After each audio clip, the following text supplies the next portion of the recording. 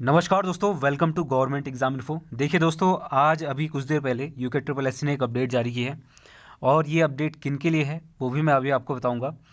इसके अलावा कल एक अपडेट आई थी संवाद के रूप में और इसके अलावा कुछ दिनों पहले भी दो तीन अपडेट आ चुकी हैं। देखिए, ये सारी अपडेट मैं इसलिए नहीं बता पाया था क्योंकि मैं किसी कारण से आउट ऑफ टाउन चला गया था, तो उस वजह से मैं थोड़ा व्यस्त था। तो यहाँ पर मैं आपको बताऊँगा कि जो ये अपडेट है वो किन के लिए है। लगभग यहाँ पर हर एक एग्ज़ाम के लिए कुछ अपडेट्स आई हैं, तो उसको देखते हैं। और इसके अलावा आपका जो यूकेपीएससी है यानी कि उत्तराखंड पब्लिक सर्विस कमीशन, उनकी तरफ से भी एक अपडेट आई है लेक्चरर एग्ज़ाम को लेकर। वो क्या अपडेट है, उसमें क्या क्या चेंजेस हुए हैं, वो सारी बातें आज करूँगा। तो देखिए, आज का वीडियो इंपॉर्टेंट रहने वाला है सभी कैंडिडेट्स के लिए जिन्होंने भी यूके ट्रिपल एस सी और यूकेपीएससी के लिए आवेदन किया है। देखिए, आज की अपडेट क्या है उसको भी जानेंगे, लेकिन उससे पहले जो पिछली अपडेट्स हैं उसको मैं फटाफट शॉर्ट में आपको समझा देता हूँ क्या क्या अपडेट है। और इसके अलावा यूकेपीएससी की जो अपडेट है उसको हम आगे देखेंगे। तो चलिए शुरू करते हैं आज का वीडियो। और शुरू करने से पहले जो लोग अभी नए जुड़े हैं इस चैनल से, वो सब्सक्राइब करके रखें। इस चैनल पर आपको उत्तराखंड एग्ज़ाम से जुड़ी सभी अपडेट्स मिलते हैं, साथ ही साथ उत्तराखंड एग्ज़ाम की तैयारियां भी इस चैनल पर कराई जाती हैं। तो चलिए शुरू करते हैं आज का वीडियो। दोस्तों, यहाँ पर जो सबसे पहली अपडेट है वो है संवाद 61 का, और ये 25 तारीख को जारी किया गया था, जिसमें आपका ये जो अपडेट है वो है माननीय स्वतंत्रता संग्राम सेनानियों के आश्रितों के लिए अधिकतम आयु सीमा में छूट के संबंध में। देखिए, ओटीआर प्रोफाइल में जो स्वतंत्रता संग्राम सेनानी आश्रित की श्रेणी है उसमें जो अधिकतम आयु सीमा में छूट का प्रावधान था वो रह गया था ओटीआर में। तो देखिए, जब आप इसके लिए आप ऑनलाइन आवेदन पत्र में अप्लाई करने जाएंगे तो ये एडिशनल आपको ऑप्शन मिल जाएगा वहाँ पर। तो ये है आपका स्वतंत्रता संग्राम सेनानियों के जो आश्रित हैं कैंडिडेट, उनके लिए है ये। तो आप ये समझ गए होंगे। जो ओटीआर में नहीं दिया गया था अब वो आप ऑनलाइन आवेदन पत्र में दे दिया गया, जोड़ दिया गया, तो वहाँ से आप इसको ऑप्शन सेलेक्ट कर सकते हैं अधिकतम आयु सीमा में छूट के लिए। तो ये हो गया आपका संवाद 61। आगे बढ़ते अगला जो संवाद था वो देख लेते हैं। देखिए दोस्तों, अगला जो संवाद है 62 संवाद। देखिए, ये आपका विषय जो इसका है डीपीएड और व्यायाम रत्न शैक्षिक अर्हता वाले अभ्यर्थियों के लिए सहायक अध्यापक एलटी पद पर आवेदन करने की सुविधा के संबंध में है ये। देखिए, इसमें क्या कहा गया है, उत्तराखंड अधीनस्थ सेवा चयन आयोग को यह अनुरोध कुछ अभ्यर्थियों से मिले कि उनके पास बीपीएड के स्थान पर डीपीएड व्यायाम रत्न का डिप्लोमा उपाधि है जो बीपीएड के समकक्ष है, किंतु ऑनलाइन आवेदन में इसका जो है ऑप्शन नहीं आ रहा था या इसका जो प्रावधान है वो नहीं दिया गया था। तो इसी को लेकर यहाँ पर आयोग ने ये अपडेट दे दी है कि जो अब यहाँ पर डीपीएड वाले हैं या फिर व्यायाम रत्न डिप्लोमाधारी हैं या फिर उपाधि वाले हैं, वो अब यहाँ पर बीपीएड की जगह इसका ऑप्शन भी यहाँ पर दिया जाएगा, तो अब इसके लिए अप्लाई कर पाएंगे वो। तो ये थी दूसरी अपडेट। इसके अलावा यहाँ इस पर कुछ और ख़ास नहीं दिया गया है।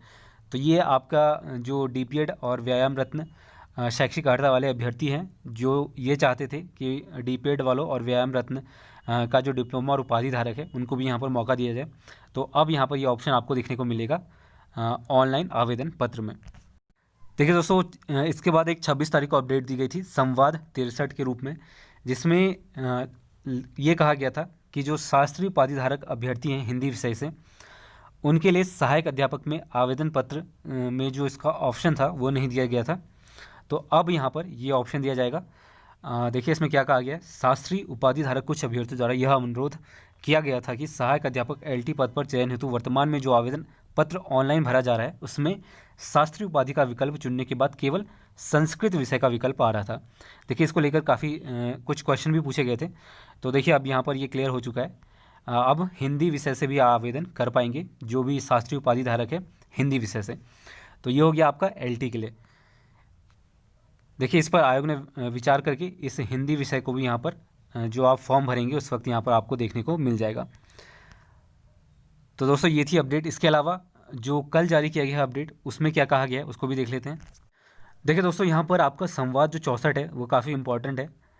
इसमें कुछ जो आगामी एग्ज़ाम है आपके उसको लेकर यहाँ पर कुछ जानकारी दी गई है, जिसमें ये बताया गया है कि आपको किन बातों का ध्यान रखना है। तो इसी को हम देख लेते हैं, जो इंपॉर्टेंट पॉइंट है सीधे उस पर आते हैं।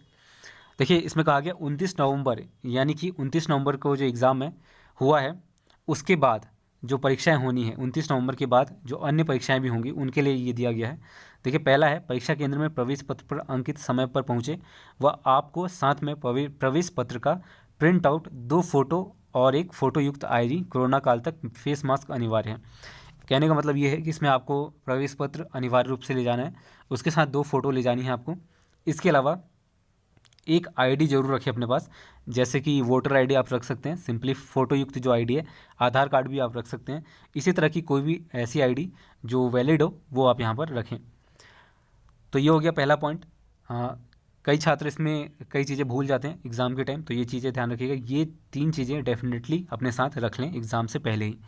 देखिए अब इसके अलावा यहाँ पर क्या कहा गया है, जो चेकिंग होगी आपकी, चूँकि कोरोना काल चल रहा है यहाँ पर, तो हैंडल मेटल डिटेक्टर से यहाँ पर ये जांच की जाएगी, ताकि जो अन्य सामग्री है आपकी पास वो यहाँ पर आप बिना छुए पता चल जाए आपसे। जैसे कि कोई भी मेटल की चीज़ है तो वो यहाँ पर आपको इसको चेक करने के लिए HHMD का यूज़ किया जाएगा। तो ये ध्यान में रखिएगा। अपने साथ यहाँ पर ज्वेलरी अगर हो सके तो ना ले जाए, हालांकि महिलाओं के लिए मंगलसूत्र यहाँ पर ले जा सकती हैं, इसको लेकर कोई भी पाबंदी नहीं है, तो ये भी ध्यान में रखिएगा। इसके अलावा बात करें ड्रेस की, तो किस तरह के कपड़े पहन सकते हैं। आप सिंपल कपड़े पहन के जाएँ एग्ज़ाम हॉल में। धातु के बटन या जूते या ऊंची एड़ी के जूते ना लें, ऐसा कहा गया है आयोग की तरफ से। तो आप सिंपल ड्रेस पहन कर जा सकते हैं। तो ये हो गया आपका बेसिक जानकारी। दूसरी यहाँ पर तीसरा जो पॉइंट है कि आपको पेन नहीं ले जाना है।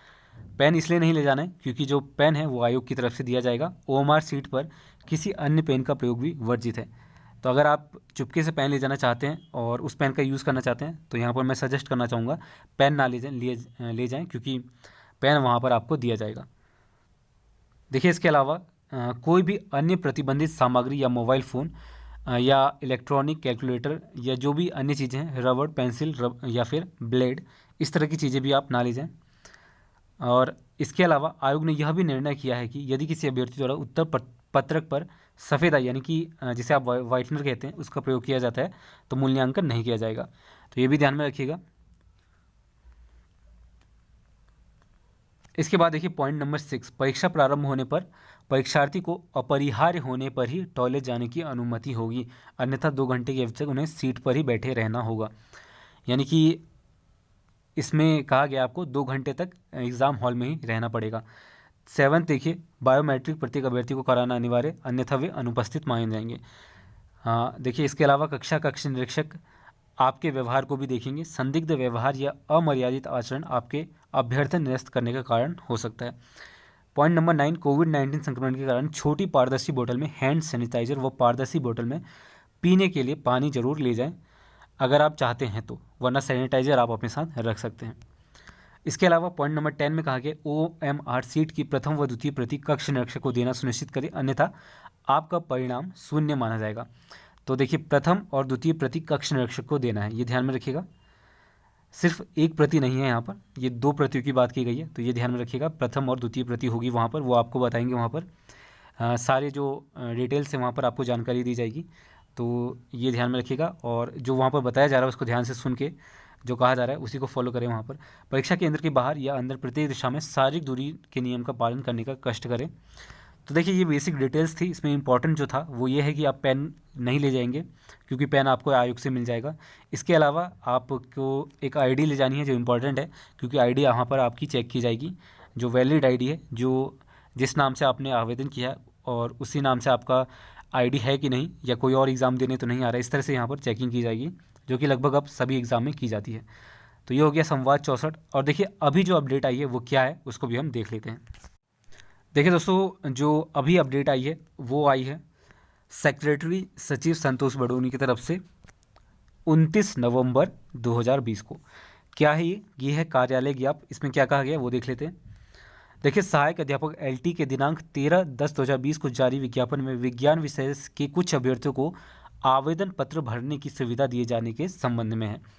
इसमें क्या कहा गया देखिए, दिनांक 28 नवंबर 2020 को अभ्यर्थी श्री अतुल प्रताप सिंह तथा कुमारी लक्ष्मी की ओर से अभ्यर्थी श्री अतुल प्रताप सिंह द्वारा आयोग कार्यालय में उपस्थित होकर अधो हस्ताक्षरित कुर्रीट याचिका संख्या 1487 अतुल प्रताप सिंह व अन्य बनाम उत्तराखंड अधीनस्थ सेवा चयन आयोग व अन्य में माननीय उच्च न्यायालय के आदेश दिनांक 25 नवंबर के साथ व अपने प्रतिवेदन के साथ उपस्थित हुए थे।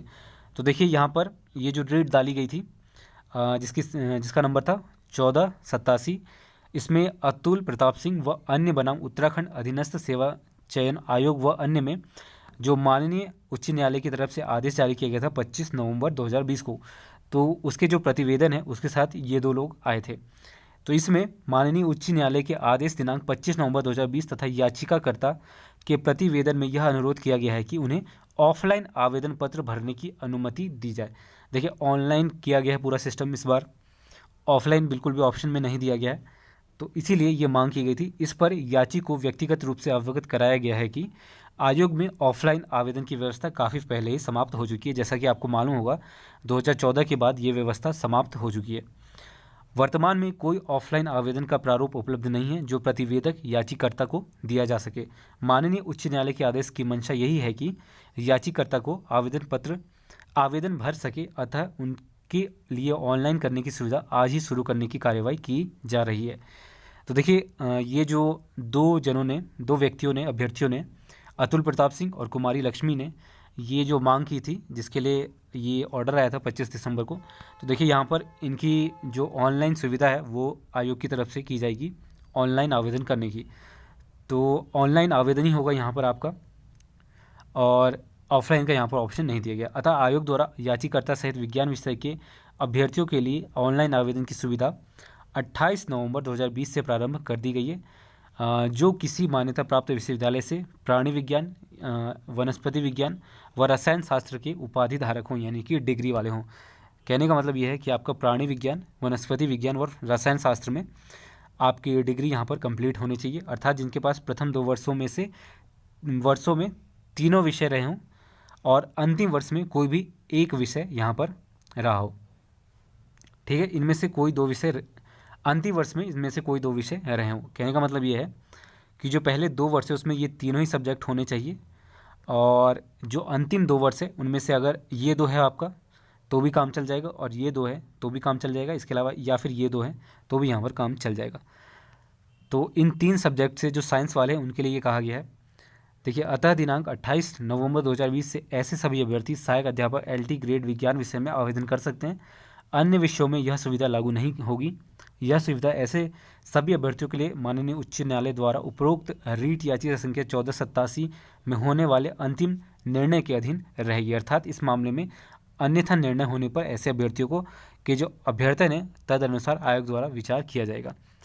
तो ये थी पूरी अपडेट, यानी कि ये मांग की गई थी कुछ छात्रों द्वारा, जिनमें से 2 छात्रों के नाम यहाँ पर दिए गए हैं जिन्होंने रीट डाली थी माननीय न्यायालय में, और उसके बाद ये अपडेट दी गई है, यानी कि ऑफलाइन यहाँ पर आवेदन नहीं होगा, ऑनलाइन ही आवेदन होंगे यहाँ पर। तो डेट आपने देख ली, 28 तारीख से ये आवेदन शुरू किए गए हैं। अब आगे बढ़ते हैं। अब जो लेक्चरर की इम्पॉर्टेंट अपडेट है वो क्या है उसको देख लेते हैं। देखिए दोस्तों, यहाँ पर स्क्रीनिंग परीक्षा को लेकर आयोग की तरफ से ऑफिशियली अपडेट आ चुकी है। स्क्रीनिंग परीक्षा आपकी ली जाएगी, इसके आधार पर ही आपकी पहली मेरिट बनेगी, यानी कि इसके आधार पर कुछ छात्रों को सिलेक्ट किया जाएगा जो टोटल आवेदन होंगे उनमें से, ताकि जो फाइनल एग्ज़ाम होगा आपका उसमें जो सेलेक्टेड कैंडिडेट्स हैं उनका एग्ज़ाम लिया जा सके। तो देखिए सब्जेक्ट वाइज जो एग्ज़ाम होगा वो दूसरे चरण में होगा आपका। तो सबसे पहले बात कर लेते हैं स्क्रीनिंग परीक्षा की। तो देखिए 150 प्रश्न होंगे आपके, ये अपडेट है यहाँ पर। अधिकतम अंक होंगे आपके 150, 2 घंटे का यहाँ पर टाइम रहेगा, यानी कि आपके पास एक और पड़ाव आ चुका है इस एग्ज़ाम को क्रैक करने के लिए। लेक्चरर की बात कर रहे हैं यहाँ पर हम। तो देखिए नेगेटिव मार्किंग यहाँ पर होगी। देखिए टीचिंग एप्टीट्यूड की बात करें तो 40 मार्क्स का आपका ये रहने वाला है। इनमें से डिटेल में सिलेबस यहाँ पर ऑलरेडी दिया गया है। शिक्षण अभिरुचि का 40 प्रश्न रहेंगे, 40 मार्क्स के रहेंगे, तो काफ़ी इंपॉर्टेंट बन जाता है ये। जिसमें से आपका जो पॉइंट्स है वो देख लेते हैं। भारतीय शिक्षा व्यवस्था के ऊपर आपका क्वेश्चन पूछे जाएंगे। शिक्षण दक्षता एवं संप्रेषण, मूल्य आधारित शिक्षा, मूल्यों के प्रकार, ये सारी चीज़ें। कक्षा अनुशासन, विद्यालय में अनुपस्थिति व विद्यालय छोड़ने के कारण और समाधान, शिक्षा में कंप्यूटर शिक्षा, शैक्षिक तकनीकी शिक्षा, व्यवसाय, विद्यार्थियों के व्यक्तित्व विकास में शिक्षक की भूमिका, शैक्षिक मूल्यांकन, ये सारी चीज़ें आपकी यहाँ पर रहेंगी। यानी कि पूरा शिक्षण अभिरुचि जो है वो आपका यहाँ पर रहने वाला है लगभग। देखिए टीचिंग एप्टीट्यूड की LT के लिए मैंने ऑलरेडी क्लासेस शुरू कर दी हैं, जिसमें मैंने अराउंड यहाँ पर 5 सेट्स अवेलेबल करा दिए हैं वहाँ पर। तो देखिए उसको भी आप अगर फॉलो करना चाहें तो कर सकते हैं, वरना इस सिलेबस के अकॉर्डिंग आप कोई बुक देख लें जो इस सिलेबस को कवर करता हो पूरा, तो उसको भी आप फॉलो कर सकते हैं।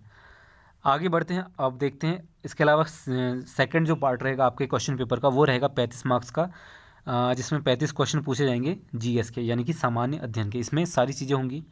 सामान्य अध्ययन में आपका जीके होगा, जीएस होगा, जनरल अवेयरनेस होगा, खेलकूद एवं मनोरंजन, राष्ट्रीय अंतर्राष्ट्रीय महत्व की समसामयिक घटनाएं, यानी कि करंट अफेयर्स कह सकते हैं इसे, जो नेशनल और इंटरनेशनल इवेंट्स है उसकी बात कर रहा हूँ यहाँ पर। इसके अलावा जो भौगोलिक परिस्थिति है भारत की और वर्ल्ड की, उस पर क्वेश्चन पूछे जा सकते हैं। संविधान पर क्वेश्चन आएंगे आपके, सामान्य विज्ञान पर क्वेश्चन आएंगे आपके, पर्यावरण पर आएंगे, राष्ट्रीय आय की अवधारणा, अंतर्राष्ट्रीय अर्थव्यवस्था, भारतीय अर्थव्यवस्था, ये सारी चीज़ें, कृषि पर आपके क्वेश्चन पूछे जाएंगे। तो कुल मिला के लगभग सारी चीज़ें इसमें पूछी गई हैं। तो देखिए इसमें इम्पॉर्टेंट बुक्स कौन सी हैं उसकी बात करें तो देखिए मेरे हिसाब से अगर आप जीएस का यहाँ पर तैयारी करना चाहते हैं तो लूसेंट यहाँ पर एक सफिशिएंट रहेगा 35 मार्क्स का। अगर आप चाहते हैं 35 मार्क्स कवर करना तो 35 मार्क्स में से लूसेंट अगर आप पढ़ते हैं तो 30 मार्क्स का आसानी से यहाँ पर कवर हो जाएगा करंट अफेयर्स को छोड़ के। तो ये रहा बेसिक जानकारी आपकी। आगे बढ़ते हैं। देखिए उत्तराखंड की बात करें तो इसमें वही जो सारी चीज़ें होती है उत्तराखंड की, हिस्ट्री हो गया आपका जिसमें प्राचीन काल, मध्यकाल और आधुनिक काल। इसके अलावा जनरल ज्योग्राफी हो गया आपका, उत्तराखंड की जनरल ज्योग्राफी, ये ध्यान में रखिएगा। और इसके अलावा जो यहाँ पर आर्थिक संसाधन है, प्राकृतिक संसाधन और आर्थिक संसाधन कैसे हैं, राजनीतिक और प्रशासनिक परिप्रेक्ष्य कैसा है यहाँ पर राज्य का, संस्कृति क्या है यहाँ पर, कल्चर क्या है, प्रमुख आंदोलन क्या है, ये सारी चीज़ें जो आप पढ़ते हुए आए हैं पहले से उत्तराखंड के एग्ज़ाम के लिए, वही सारी चीज़ें यहाँ पर रहेंगी। इसके अलावा आपका जनरल एबिलिटी टेस्ट के लिए, सामान्य बुद्धि परीक्षण के लिए 25 क्वेश्चन रहेंगे, जिसमें आपके रीजनिंग के कुछ क्वेश्चन रहेंगे, कुछ क्वेश्चन आपके न्यूमेरिकल रहेंगे, जैसे कि लाभ हानि के रह सकते हैं, आपके रेशियो प्रोपोर्शन के, परसेंटेज के। तो अगर आप चाहते हैं इस तरह के कुछ वीडियोस तो इस पर भी हम 1-2 क्लास दे देंगे ताकि इसका भी आइडिया हो जाए। हालांकि आप कोई भी बुक फॉलो कर लें तो ये सफिशिएंट रहेगा इसके लिए। इसके अलावा सामान्य हिंदी में जो इम्पोर्टेंट है वो है आपका पर्यायवाची शब्द, विलोम शब्द। एक बार इसकी क्वेश्चन देख लेते हैं, 20 क्वेश्चन का ये रहेगा आपका। इसमें पर्यायवाची शब्द, विलोम शब्द, तत्सम, तद्भव, ये सारी चीज़ें, उपसर्ग, प्रत्यय, वर्तनी, समास, मुहावरे, ये सारी चीज़ें आपकी रहेंगी। तो यहाँ पर आप समझ गए होंगे इसमें आपका नेगेटिव मार्किंग भी होगी, तो ये भी ध्यान में रखिएगा। तो अब एक चीज़ आपकी और ऐड हो चुकी है एग्ज़ाम के लिए, तो इसकी भी आपको तैयारी करनी पड़ेगी। एक और बात ध्यान में रखिएगा, जो आपकी सब्जेक्ट की तैयारी है उस पर फोकस ज़रूर बना के रखें। कहने का मतलब ये है कि जो आप तैयारी करेंगे उसमें से मान लीजिए आप 6 घंटे पढ़ते हैं तो एटलीस्ट सिर्फ 1.5 घंटे यहाँ पर इसको देने की ज़रूरत है, और बाकी के जो 3.5 घंटे वो आप वहाँ पर दे सकते हैं अपने सब्जेक्ट को, क्योंकि 100 क्वेश्चन आपसे वहाँ पर पूछे जाएंगे सब्जेक्ट से रिलेटेड। तो दोस्तों ये थी पूरी अपडेट, और अगर आपको इसमें कोई डाउट है या कोई सवाल है आपका तो नीचे कमेंट करके ज़रूर बता दें ताकि मैं समझ पाऊँ आपके क्या डाउट्स हैं, और वहाँ पर आपको कमेंट करके या फिर पर्सनली वीडियो बना के उन डाउट्स को क्लियर कर सकूँ। तो आई होप आपको ये सारे अपडेट्स समझ में आ गए होंगे, और अगर आपको अभी भी कोई डाउट है तो नीचे कमेंट जरूर करके बता दें। तो दोस्तों ये थी पूरी अपडेट, और इसी तरह के सभी अपडेट्स पाने के लिए चैनल को सब्सक्राइब कर लें और पास में बेल आइकन को प्रेस कर लें ताकि आने वाली जो भी अपडेट्स हैं वो आपको समय समय पर मिलते रहें। तब तक के लिए धन्यवाद।